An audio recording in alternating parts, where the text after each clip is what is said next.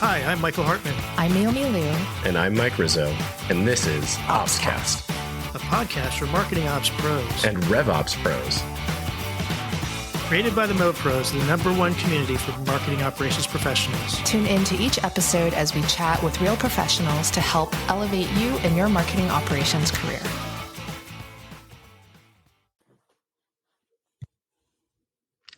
Hello, and welcome to another episode of OpsCast, brought to you by marketingops.com, powered by the Mo Pros. I'm your host, Michael Hartman, joined today by both co-hosts, Naomi Liu and Mike Rizzo. The whole gang's here. Hi, everyone. Naomi's rocking that big tech energy sweater. I know, I have to. From Mopsapalooza. I love it. There we go. We were talking about that before you got on. So, yep. So, good times. Mopsapalooza seems like it was just a little while ago, but you're already working on 2024, right? And it's here. It's coming. It's coming fast. Yeah. And today we're recording on the day when you published your article about how you pulled it off, right? Yeah. So, I had so many people asking for that. So we'll have to probably do an episode that maybe brings in some other event planners at some point to talk about the woes of event planning. That would be fun. I think I could help bring in some people for that. So let's do it. Yeah. Totally.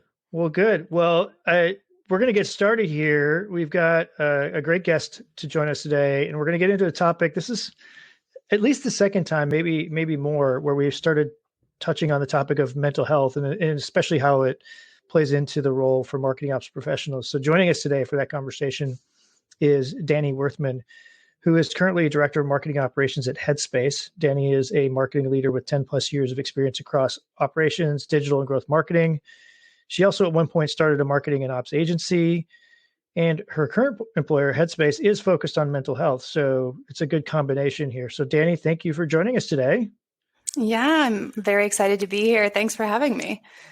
Good. Well, let's get into this a little bit, but this is a really important topic, and I think I'm glad that we're able to talk about it now. When I was younger, probably your age or so, this was sort of a taboo topic among people, and so I'm glad we're going to be able to have a discussion about it and get some practical advice and ideas on how to help it, especially for leaders. I think we're going to get into that more so than individuals. But before we get into that, I would love to hear your career journey. I highlighted a few things, but how you ended up in marketing operations from kind of the start of where you started your career.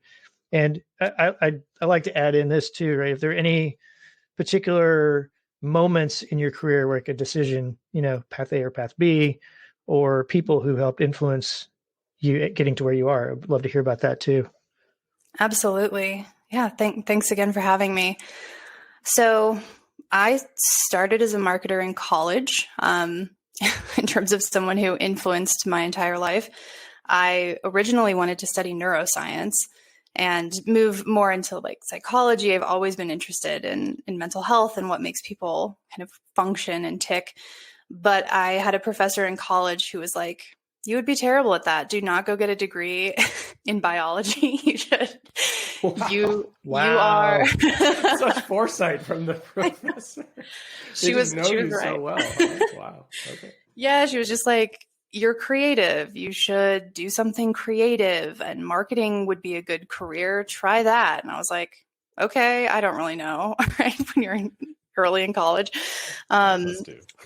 Yeah, but I got an internship at a company called Coresight in demand generation and ended up staying.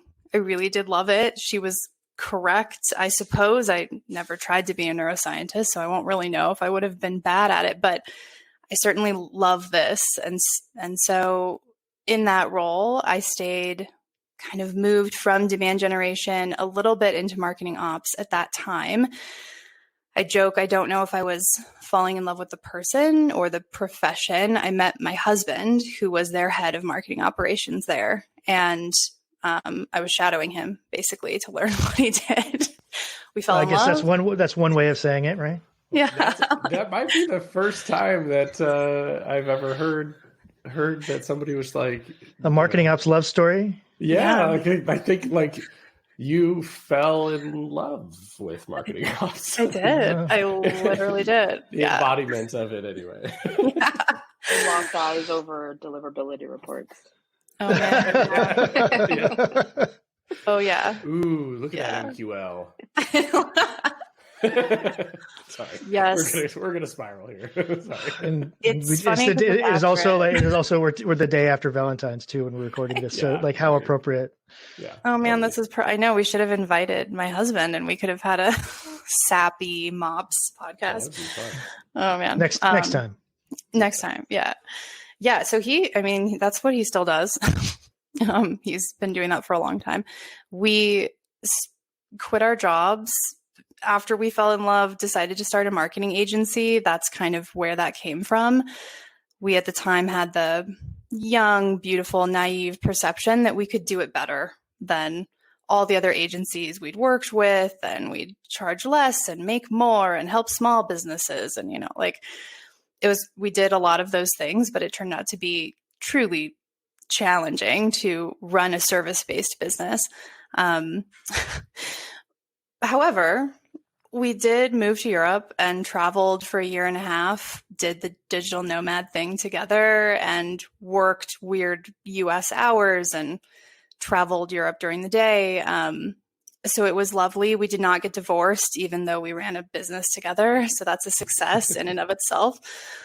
And ultimately ended up saying, okay, that was harder than we thought it would be. And we would rather just be marketers again and really focus in on one company's needs and doing a really good job for them instead of like 10 at a time and just being stretched extremely thin. So ended up getting jobs back on kind of the corporate side of things. And I think as a lot of people did mid-pandemic, I really wanted to work somewhere that I believed in, like kind of had that soul searching moment and either was going to find a job in the arts, which wasn't going to happen during the pandemic, or in mental health, because I've always been just an advocate and have needed the support myself throughout my life, and was lucky to find a position running demand gen and marketing ops at Ginger, which was an on-demand mental health care company that merged with Headspace in 2021. So at that was a big year.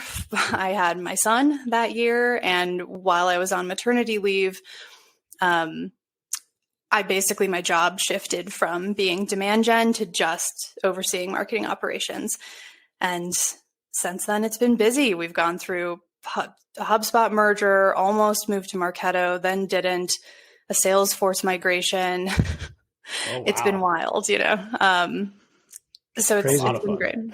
Yeah, it's a lot. That's it basically. And here I am now. I know we've got plenty of questions, and maybe this will be a nice segue after we get through my question here. But I'm curious, do you feel your journey, having sort of started a business and done all of those things, does that have you ever paused to reflect on the perspective that it gives you for your business leaders and what they're doing now that you have a better understanding of it, or is that just sort of like floating in the back of your mind now? I'm just curious if that's changed your perspective as now like a FTE back in role, right? You've been in this role for a while, but has that changed? Do you remember the difference between not having had that experience and now having it? Yeah, absolutely. It's a great question. I think I've reflected a lot on how running the agency has made me the process-oriented person that I've become, and like why I think I've fallen more and more in love with operations over time.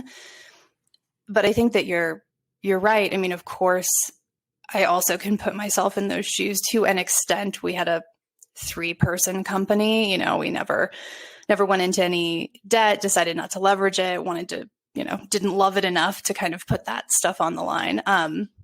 So to the extent that I can relate, I get how, especially over the past couple of years in the tough economic environment we're in, like the decisions that leaders have to make, I do get it. It is business.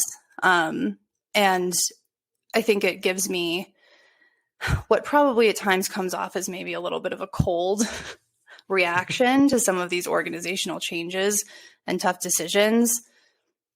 But in reality, I'm like, it's a survival tactic. Like, you protect the company at all costs. That is the goal, is to be sure that this thing you created that is delivering the most value out in the world lives on.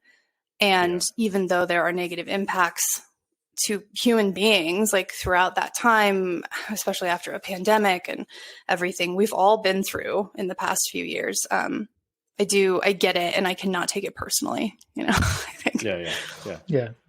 I appreciate it. Thanks. It's so, just as a total aside, right? I'm now, like, I'm more convinced even now that everybody's story is unique and how they get to marketing ops. I mean, I will say this is a first. I think this is a first, right? So, I love it. And I love that you got, you kind of been able to combine your, early passion for wellness or neuroscience with what you're doing professionally. So, one of the things I think I struggle with the term work-life balance, because I think there's a false narrative there that there is always going to be a constant balance between the two of some sort. And I just believe that there's sort of a flow, right? Sometimes one takes more precedence than the other. And over time, you have to figure out which one is, like, how that works for you. But that being said, I mean, you've had at least two very different situations, right? One, starting and running an agency, and you were doing it, you even said, right, in Europe, but working for US companies, and you're on staff. And how have you seen the difference in being able to manage that work-life, flow or balance, whichever you choose the term you want to use?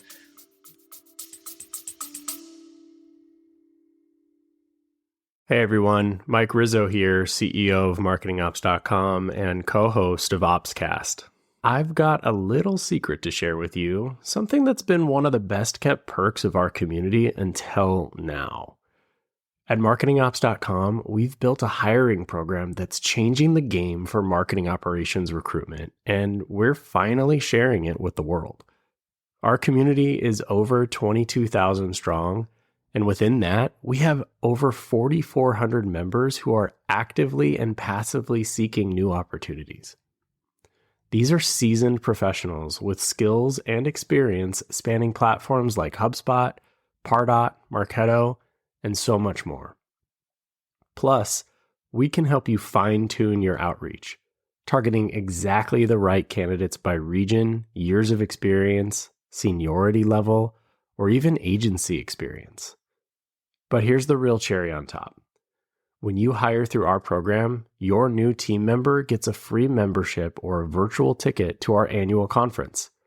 From day one, they're not just stepping into a new role, they're getting access to the training, networking, and support they need to hit the ground running. So if you're ready to unlock this incredible opportunity, it's time to let this secret out. Visit marketingops.com and find your next star teammate today. Thanks for listening, and as always, keep optimizing. Yeah, absolutely.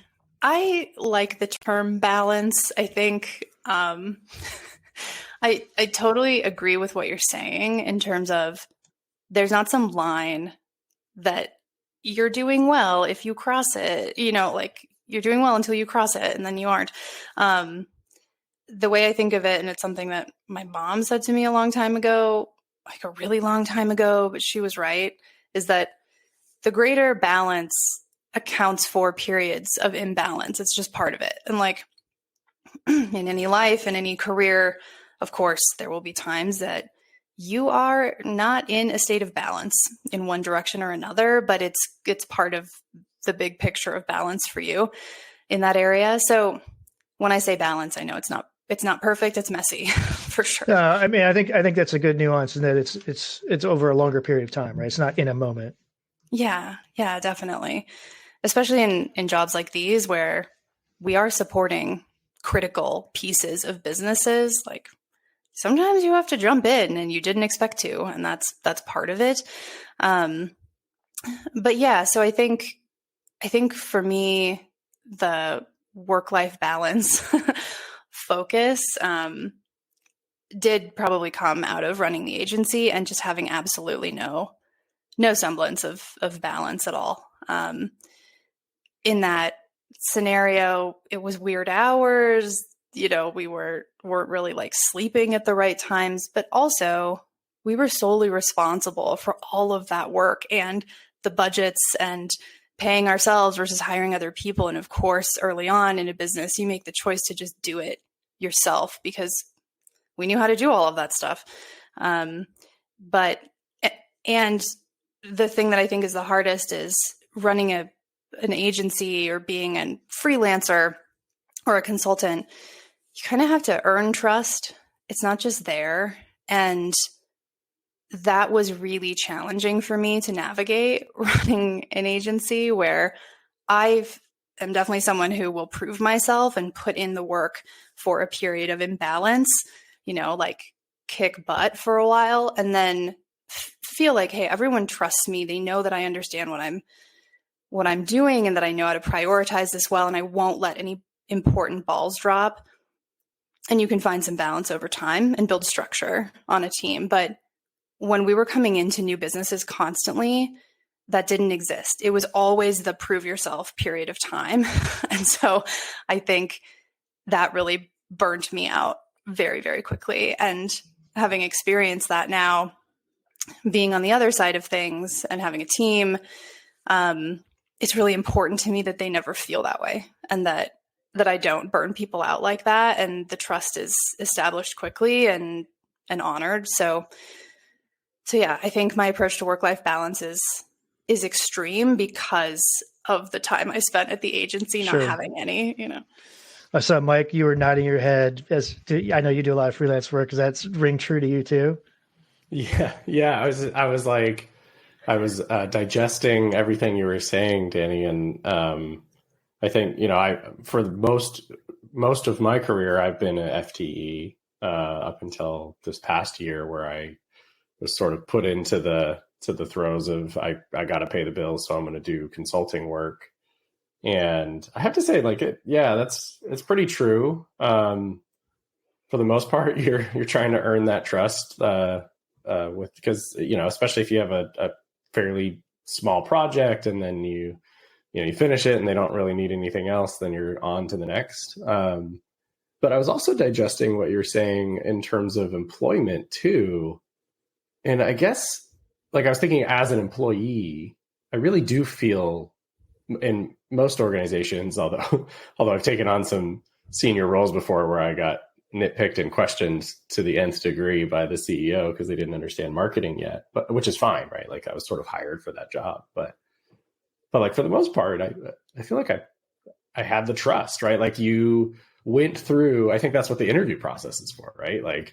You go through that and then you get hired and they're like, yeah, you're the person for the job. And so you don't really feel like you have your plan, right? 30, 60, 90. But I guess as an employee, you don't really feel that fight quite as much. Right. But anyway, I was just I don't know. I think you still have to earn trust as an employee. Sure, you do. It is a little bit different, right? And then going back to this idea of the balance, work-life balance piece, I think I really liked what you guys were all talking about, just in terms of hey, there are going to be times where things just skew one direction, really, really heavily, right? And I think you can't experience that without you have to go through the journey, right? Especially in marketing ops, right? I don't know about you, Dani, but you just said a moment ago, right? Hey, there's going to be moments where you have to jump in, right? And just be busy. And you might learn that this is not the right career for you because that sometimes can suck really bad. So anyway. Yeah. Usually it's from some sort of moops too. Yes, usually it is. I had one of those earlier today. Or as Naomi likes to talk about, right? The freak out in the middle of the night, you wake up did I get the right email to go? Oh, no. Yeah, I feel like there is no work-life balance in two situations when you're in marketing ops. One, if you are just starting your career because you have those anxiety-inducing moments because of what am I doing? Am I doing this correctly? Did I just accidentally send out this email to the entire database? right? There is no work-life balance because the real estate in your brain is consumed so much with just anxiety and worry and stress. And I think anybody who's worked in ops, especially email marketing, or even anything where leads are supposed to be passing through to sales, the worst thing you can get is an email that says, hey, this link didn't work, or why didn't this go out, or why aren't I getting leads, or why are my leads going to this person, right? It takes up so much real estate in your brain that even if there is a lull in campaign activity, it doesn't lull kind of the buzz in your head, right? Yeah. I think the other time work-life balance is almost impossible is if you are the only person who's pressing the go button, right? So Yes. how many times early on in my career have I had to say, here's my holiday calendar, schedule your stuff in advance for me so I can queue it up. And then it's like, oh no, you're leaving tomorrow. But then what about this? Right. Yep. So those are just two situations I feel like you cannot get away from that. And then you just feel this crushing weight of pressure. Yeah. Well, I haven't thought about that kind of situation in a long time. Yeah. I mean, that's this granted, this is episode, many years ago. We need to put bullets and asterisks and titles on this episode that say only listen to if you already love marketing ops, because Naomi just sold marketing ops as a job. Trigger warning, right? People start sweating. If you're thinking about a career in marketing ops, don't listen to this episode. Oh my goodness. Listen to the other ones first and come back after you've done the things. All right. So Naomi kind of hinted, I think, at one of the things, Dani, you and I talked about as maybe one way to try to resolve that, which is trying to do better job of planning. And yeah, I know I don't remember all the details of what we talked about, but could you kind of talk about why that was one of the early things you brought up as a tool for helping people, manage some of this, why do you think it's so important? And then B, are there different types of planning that you should be going through? And does it matter if you're an individual contributor or leader? Yeah. Throwing you lots of stuff here. Oh, there's so many. We could talk about that forever, I feel like. And Naomi, your points were excellent. I couldn't agree more. And I also at times wonder if the people that are attracted to this kind of work are just a little anxious, a little type A, kind of intense warriors, detail oriented, extremely dedicated. There's this. Well, I think some of us like to be seen as heroes too, right? So solving those last minute challenges, whether it's poor planning or whatever, there's something satisfying about that when you get the attaboy. It's true. Even if that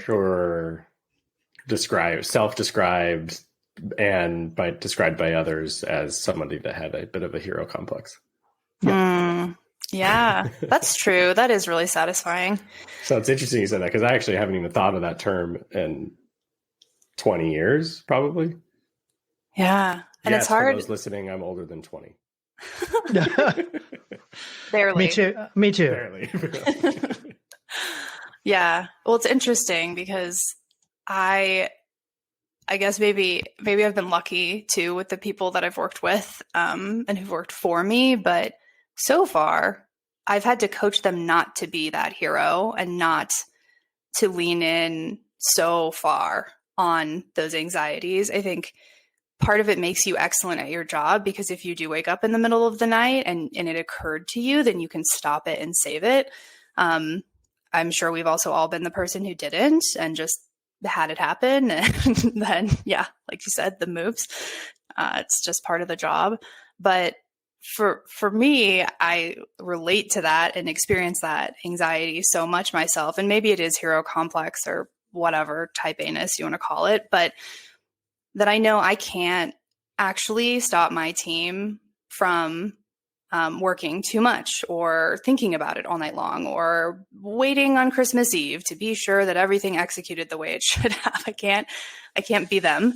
But what I can do is be sure that what is waiting for them at their desks at work is like the best scenario. The way they're seen is not as an order taker or as a task doer, but as someone who is strategic and should be approached with that in mind. And I can be sure that their ability to get their work done efficiently and effectively, is in place. And a lot of that is helping them not have those anxieties, right?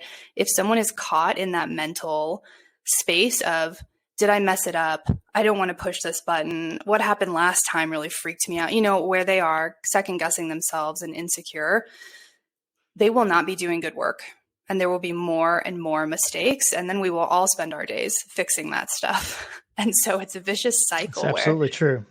Yeah. Like the only way to break it is to say, hey, it's fine. And how do you make someone feel fine when they are worried about it for pretty good reason? For me, it's been planning. It's been planning and documentation, standard processes for each scenario, and just trying to give them some structure so they aren't like swimming and floating out there, panicking when this stuff comes up, because it is the job for sure. So are there any, and Naomi, I'm going to put you on the spot here in a minute too, but Dani, are there any particular things that you do consistently, regardless of where you've been? Like, are there tools that you use or methodologies that you use, or just, is it how you approach building and mentoring your team, or some combination of those? I think it's constantly changing. I think if I were to say I'm doing the same thing that I was 5 years, 10 years ago, there would be a problem with that, right? Because the tools themselves are constantly changing. The way that, businesses go to market change. And I think you just need to be adaptable and flexible to that. Also, making sure that each team member has a voice, and they're not just yes people, right? They're not just doing what you're telling them to do and saying, okay, my way's the highway. Like, they're the ones, especially as you grow in your marketing ops career, the higher you go, the further away you get from the technology, right? In most situations, I would say. Yep, and agreed. I think I don't want to say the worst, but one of the most challenging things you can do is to dictate things to your team when you're not necessarily in the tools as much as they are, right? And I think getting that feedback from your team and saying like, hey, what are your challenges? What are your pain points? How can we make this better? And then deep diving into it. I feel like that's the times that I'm in the tools the most, is when I'm troubleshooting things for people, or I am trying to make something more efficient, or, hey, why isn't this working? Actually, I sound more like QA or support at the moment now that I say that. But yeah, I would just say like listening to your team and listening to the feedback and really taking that action, because the worst thing you can do is like get this feedback and listen and hear it, but then not actually action on it or do anything, right? Because I feel like once you have a few cycles of that, then it just becomes a bit of like, okay, well, we're not going to say anything anyway. We're not going to say anything because nothing's going to happen, right? There needs to be like tangible actions that happen from that, so that your team can trust you and know that when I go to you with an issue, that steps are going to be taken to correct it or address it. Yeah, those are great points for sure. There are some things that I consistently have done. I mean, it's structure stuff. So I don't think I could do my job without a project management system. I often ask people, when I've interviewed for jobs in the past, it is one of my criteria, maybe, or just, would you let me bring one in if there isn't one there? Because I try to break up the team's work into two different categories. One is marketing campaign execution. That stuff for us lives in Asana.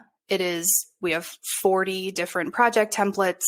We have story points assigned to each task. I know exactly how long things take. It's like a level of effort measurement more than it is time.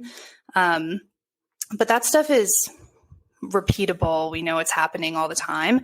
And then there's the other type of work, which are like more strategic MarTech projects.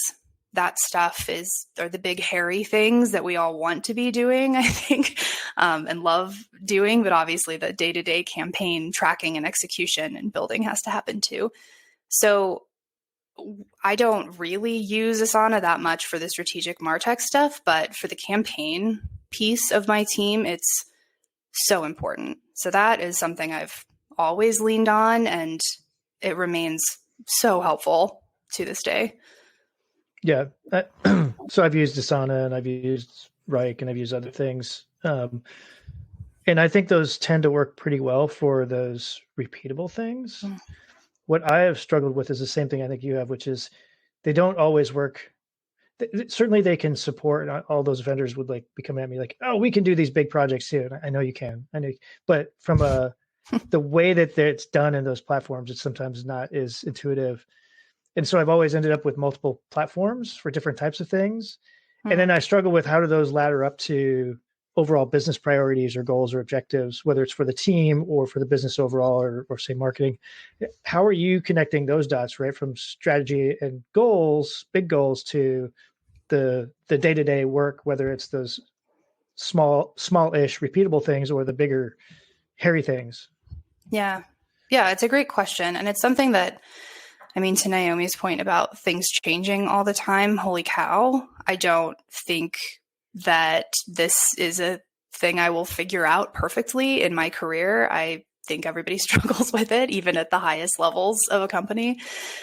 And with the economy the way it is and resourcing the way it's been in the past year, I've really focused on this a lot because I felt, I think, appropriate pressure to prioritize ruthlessly for my team and then prove that value out. So the way I've gone about it is by taking company high-level pillars, those sorts of things. We have, like 3 of them, I think, that the company lays out on an annual basis. Our team helps with one of those, really, only. And then looking to my VP to be sure that she's broken down our department level objectives, and then my team. And I think this is the thing with ops is I don't perfectly have objectives that match what the head of marketing is doing. Those are different. But I try to align them as much as possible and then just have best practices for an operations focused function in there. And then I break it down to, okay, it's really those hairy projects that are, well, does this ladder up to any of those things? If it doesn't, it's got to just be bumped down to the later on when we have more people on the team or more money to outsource these things, it's still worth doing, but not right now. And then all of the campaigns are similar. We look to marketing to kind of prioritize that stuff. But once we get it there, then there's a whole process of, okay, now I'm going to go meet with the head of revenue operations and be sure that the Salesforce team can support this project this quarter. That's kind of where timing comes into play, and where I've seen things break down a lot over my career is like, well, just because it's a priority to us doesn't mean that legal is ready to look at this or approve it. They don't have it on their roadmap this year, much less this quarter. So that's a lot of it as well, is just being sure I have cross-functional buy-in. That's a good call out. Yeah, there's all these dependencies on these other groups that you have to interact with, right? Especially on the sales side. I'm curious though, Dani, what's your scale for your story points? Like, what is your Oh yeah. Do you do like a Fibonacci sequence, or like what is your? No, it's so the story points is a work in progress. I was literally in a meeting this. I touched on something that's, So I'm glad you asked the question, because I was like, I think I'm the only one who doesn't know what that term means. No. I thought my mic broke because it's new and I was trying to be fancy. No. I'm saying, because she's got a work in progress thing and I put her on the spot. So it's good. Oh, it's a good thing. I stole the concept of story points from a creative project manager that I worked with years ago. Her name is Julie. She's awesome. Shout out to Julie. And so the level of effort is like 0 is it's very quick. It's easy. It's just like a no-brainer. 1 is maybe takes like 15 to 30 minutes, just like a quick task. 2 is there's a little bit of discovery, and it kind of like, it scales all the way up to the 8 is the highest. And an 8 is like, this will probably take me a few weeks to even scope. Like, I don't know what this is going to look like, but it is a very high level of effort. Yeah. Yeah. So that's good. I love that. That is not what I thought it was. So what did you think it was? This is good. Maybe so. For me, what I thought you were going to talk about is one of the things I've seen that's caused failure in the implementation of project management tools, especially for these things, is having templates or plans that are too detailed, right? Too many tasks, like too many. And so one of the solutions to that is taking higher level, like you have one task that say covers a bunch, like 10 actual individual steps that you outline within the template for that task. So that, and if, especially this is helpful if you've got new people, then they know this is a sequence of things that have to happen to finish this task, but you're not going to take those 10 and break them down into 10 individual things because it's just an administrative nightmare. So that's what I thought story points was. Now I get it's a scoring mechanism, basically. Yeah. And then usually, do you do weekly or bi-weekly? Like, what are your sprints? I assume you're sort of like doing sprints or monthly projects. So you have a cap of points that you can basically work on. Yep. This is also something that could be more nuanced. Like I have a note in my document. This doesn't account for weekly workload, which is it could be a big problem. It's been okay so far, but it's quarterly that we estimate that out. And okay, interesting. Yeah.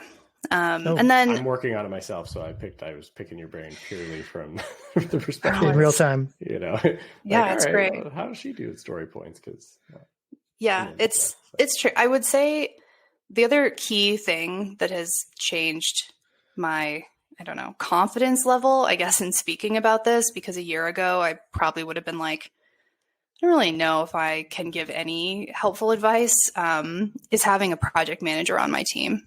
I was going to ask that question. I'm glad you brought it up. So you do have one. Yes. She's part-time, very part-time. It game doesn't changer. It's an absolute it's a game changer for sure. Even part-time. I've done that before. Naomi, do you have project managers on your teams? No. Essentially every person on my team and myself, we act as micro project managers for each individual project that you're working on. Not a dedicated one though, but we definitely make use of project management tools. Yeah. I mean, sorry, I'm going to drill. Is that part of do you look for people who have that skill set or the capability of doing project management when you go through the hiring process then too? Yeah, I think it's a natural, I think people who tend to be drawn to marketing ops tend to have natural project management tendencies where they can coordinate things very well. I would say it definitely depends on the complexity of the project. If it's, a standard campaign or whatnot, then we already have SLAs and templates built in place that it's fairly easy to kind of slot in things. If it's more complex things like, we acquired a company and now we have to migrate all of their stuff into our things, or if it's things that will just take multiple teams over larger periods of time with multiple, I guess, progress points, I tend to be the point person on that myself. Yeah. It's interesting because in my experience, I haven't seen a consistent theme of marketing. People who gravitate toward marketing ops are also good at project management. Interesting. Okay. So to give you, I guess to give you some context into that, we, at least at EFI, we also do have, entire team on the IT side of project managers, right? Who for larger projects tend to get assigned to the specific projects that they're also working on. They quickly realize that they don't need it, at least for marketing ops. So I tend to be the de facto one and kind of sit between the two. But if you said, hey, I've got this really massive project and I don't have personal capacity, then you have a potential way of covering but that's it. Never, it wouldn't be a full-time person. It's like as needed. Yeah. I'm just thinking for example, our Marketo migration, right? We had a project manager assigned from the IT side, but then I think the project manager quickly realized that it was more of it wasn't really needed, I guess. Right. So it just became more of okay, I'm just going to provide the updates, but I would write them and then they would just pass them on. And then eventually I just kind of skipped it and then just wrote it to them myself. Yeah. Sure. That would make sense to me though. And I've had a part-time project manager for large projects. I'm thinking of one in particular. And a big part of what I told my leadership team and why I wanted to bring it in is because I knew I could do it. I just didn't have to be able to do that. And it was such a big change project. There was a lot of ongoing communication that needed to happen with a lot of different stakeholders who weren't familiar with things. I needed to spend my time there, and I needed someone to help do the project management pieces. And a part of that, and I told them very clearly, I was like, you also get to hold me accountable. So I knew that I was also going to be a bottleneck, and I needed somebody else to make sure that I was not missing deadlines and things like that, where I had stuff to do. Absolutely. I think what I quickly realized, especially on the IT side, the project management piece, a lot of it is documentation and change management, right? At least in document control. And so that's definitely something that I very early on in my career became very good at, is documenting things and making sure that, this is where I can find this document. This is referencing these emails. This is the date we agreed on things. So I have massive docs where I have all of this stuff. So anytime someone comes to me and says, hey, do you remember what cost center this went to for XYZ product? And when did we renew this? Within like 2 seconds, I can bring it up. And that, I feel like that's something that has really helped me in my career, is just to be able to write process docs very well. That's great. I think in the context of sort of, just bringing it full circle, right? Like we were talking about mental health and work-life balance and the cognitive load that goes into being a marketing operations professional. I think, that is probably one of the secret sauces, if not the secret sauce, to being a standout professional in the field that can not just survive, but potentially thrive. It's like, it comes down to implementing processes that are easily repeatable for yourself, like Naomi's example, where she learned how to do documentation and then be able to recall on, trust that you have an answer somewhere in the back of your, backlog somewhere, right? And that just alleviates some of that cognitive load. At least that's what I think, right? So, and it sounds super simple, but honestly, something that really helps is if you get an example of documentation from IT and then just copy their format. Right? It sounds so basic, right? When it comes to documentation. But whether it be in a Word doc or, we use Confluence, I look at the IT Confluence pages when they do change logs for things or whatever. I just copy their format. And then it makes it super simple for them to read. There's so many people who've got templates for repeatable stuff, even if it's not exactly in your, say, functional space, right? I think that's it's a part of, I was recently doing that with somebody on a side project because I knew that person was really good at coming up with this particular kind of template. So it was good to be able to go to somebody and get that. Let's bring this back to and I get why project management, it's easy to go down there and how it can play a role. So I'd like to cover maybe two more things before we wrap up. And so you can pick the way you want to address these, Dani.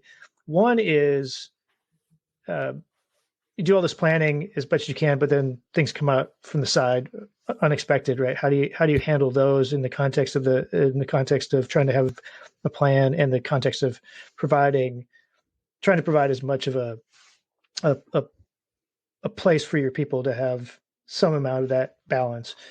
And then the second, are there things that you do with how you manage your team, right? Whether it's one-on-ones or coaching or mentoring or external coaching or mentoring, things like that, that you do to help them with their own mental health? Yeah, great questions. So on that topic, Headspace, I do have to say, working for a company that focuses on mental health is certainly helpful because they provide free coaching services to any employee.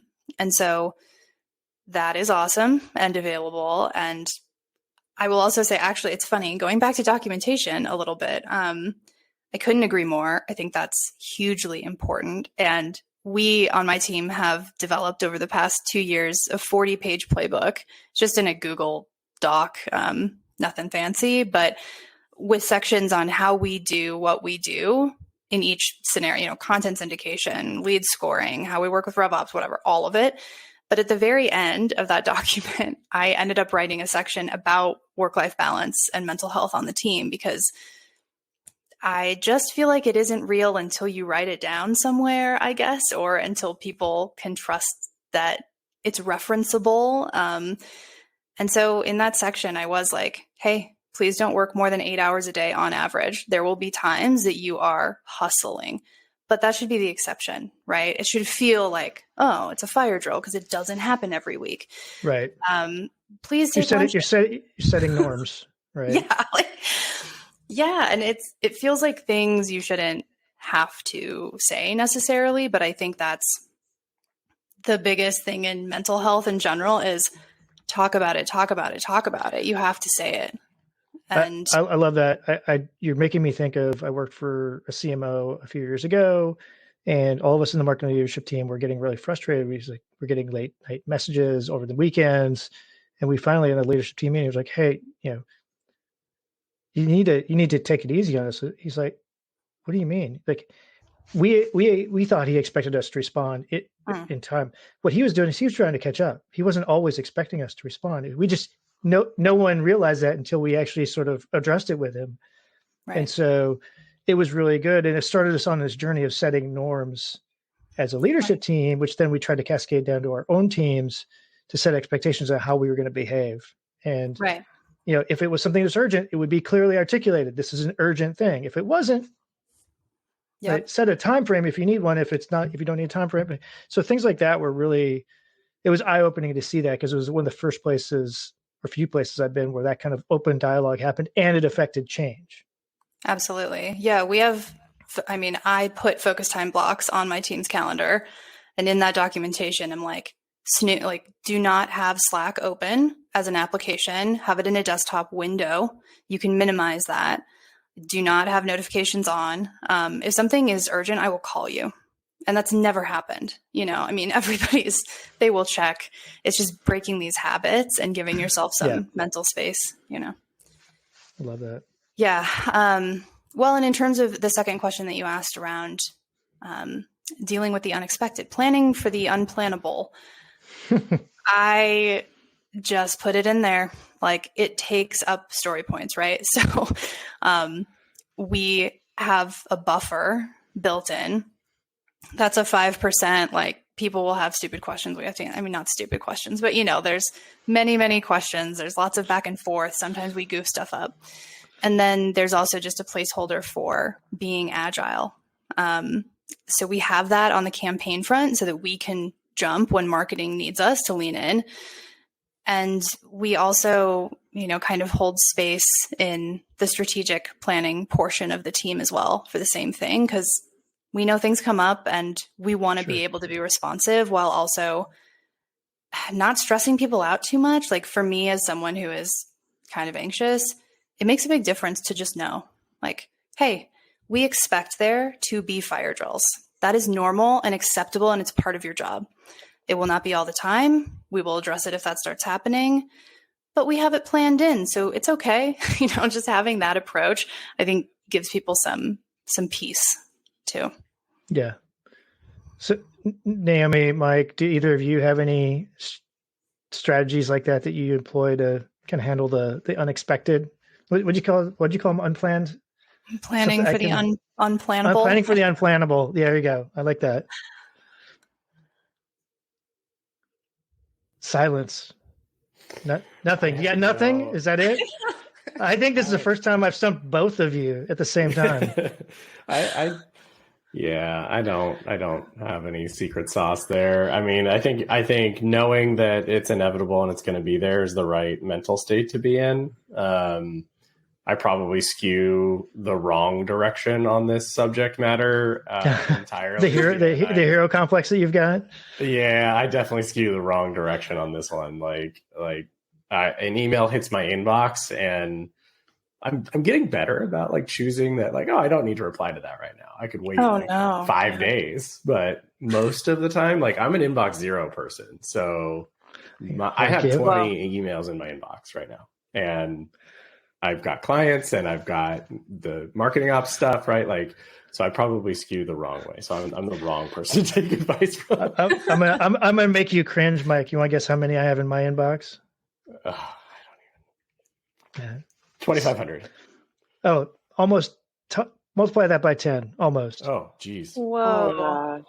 I'm like Mike though, and then I have girlfriends who will screenshot their phones to me and then circle their mail and say, "Does this give you anxiety, Naomi? Does this give you anxiety?" Yes is the answer. Like literally, they'll do this to me because they know me so well. I'm like, why are you doing that? That's terrible. It freaks me out. Yeah. Yeah. And so we're always surprised. They'll write to us on the contact form for some help for something about the community, and I'll reply sometimes within 60 seconds, just because I happen to be looking at my inbox. And there's I'm sure there's a delight on the other side, but there's also a part of me that's like, why am I doing this? Why am I writing you back so quickly right now? Why am I this way? I'm glad I'm helping, but anyway. Yeah. I don't know. That is stuff that I've told people not to do directly. Yes.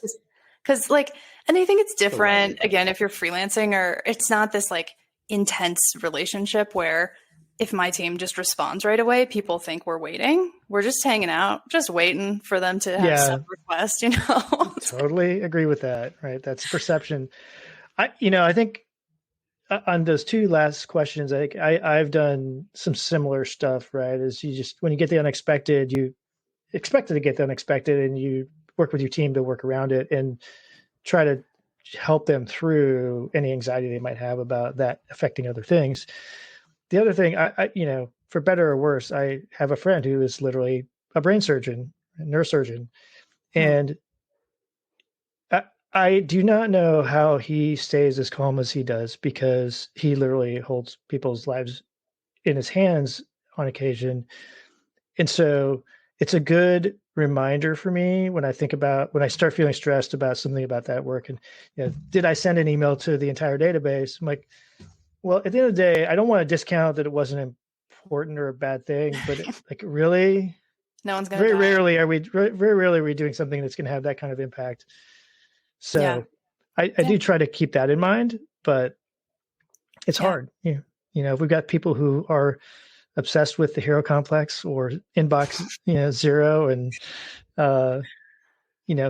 doing cool creative stuff, then it's sometimes you don't want to stop some of that, right? You just want to give them the tools to keep the good parts of that and minimize the impact of the bad sides. It's like any one of these strengths has a corresponding weakness or challenge. Yeah, the repercussion of responding too quickly is that you'll get inundated, and then you'll get criticized for not being on top of something, even though you've waited 24 hours. Actually, Have you? One of my clients is going to listen to this and be like, "You don't respond that quickly." Called out. There's a book recommendation actually that I have that this is relevant to. So have any of you heard of 4,000 Weeks by Oliver Burkeman? No. It is great and not what you expect. So he used to be focused. He was a writer about productivity and says he's a recovered productivity geek. But his book is basically about, the average person has 4,000 weeks in their life. It's actually what the poster behind me is. People think it's really morbid, but I think it's cool, keeps you present and aware of how you're spending your time. And personally, I like it. So just saying. Yeah, I like it. I just did the math. It's somewhere just south of 80 years, right? So makes sense. Yeah. And anyway, the inbox thing is you find that the better you are at email, the more email you get. It's just this, you can never really check that off your list. But the overall premise of the book is time management for mortals. What do you do with your time? How do you actually prioritize? And it's a perspective that, as someone who's read a lot of books on productivity and is very into many project management systems and stuff, it's a really refreshing view on, you can't do it all. So how do you actually pick So yeah, anyway, that's a good one. No, I think any kind of personal time management, because there's lots of different things out there, was it Eisenhower or Franklin Covey or whatever, just where you prioritize big rocks versus all those things. The really hard part to me is discerning which ones are in which category. Right. And being able to intentionally make those decisions. And I guess it's a skill you get better at over time, but it is not an easy one to figure out. Well, is this thing that just came into my inbox more important than the other thing I could be spending my time on? Right. Well, and Oliver Berkman actually talks about that, where that's that old story of like a professor has big rocks, little ones, and sand, tries to fit them in. The fallacy is that all of the rocks would even fit. There might not be a way to fit them all, like, and so then what do you do? And that's the reality, I think, especially with digital lives and leading like a digital oriented career. You will never actually have time to do all of the even important stuff that you want to do that's worth doing. And so how do you deal with that in a peaceful way? It's tricky. And what a great segue, because we are out of time, I think, here. So this has been a great conversation, Dani. I think it went places that I didn't expect even. So thank you for your time. If folks want to catch up with you or connect with you or learn more about what you're doing or what's going on at Headspace, how can they do that? Yeah, thank you so much for having me. It was really fun, and it was nice to connect with you all. LinkedIn is probably the best place. I'm Danielle Worthman on LinkedIn. All right. Awesome. Well, thank you again, Naomi, Mike. Always a pleasure. We need to do this more often. Absolutely. I agree. Dani, thank you. Appreciate it. Yeah, thank you. All right. Until next time, everyone, we appreciate your support and look forward to sharing more content with you in the near future. Bye, everyone. Bye, everyone.